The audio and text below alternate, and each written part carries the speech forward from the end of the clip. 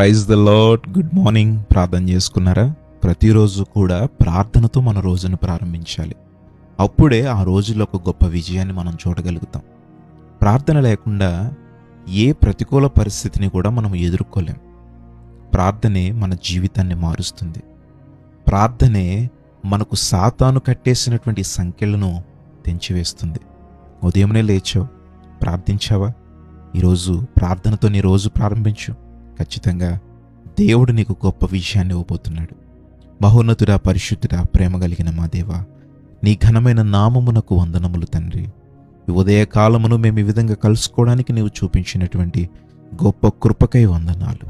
ప్రభువా, నీ బిడ్డలను జ్ఞాపకం చేసుకునండి. ఈ రోజంతటిలో విజయాన్ని ఇవ్వండి. పాపం మీద విజయాన్ని, శోధన మీద విజయాన్ని, అతిక్రమముల మీద విజయాన్ని, ఈ లోకాశల మీద విజయాన్ని నీ బిడ్డలకు దయచేయమని అడుగుతున్నాం. అయ్యా, ఈ రోజంతలో నీ బిడ్డలు తలపెడుతున్న ప్రతి పనిని అయ్యా దీవించి, వారి చేతి పనిని దీవించి నూరంతల ప్రతిఫలము దయచేయండి.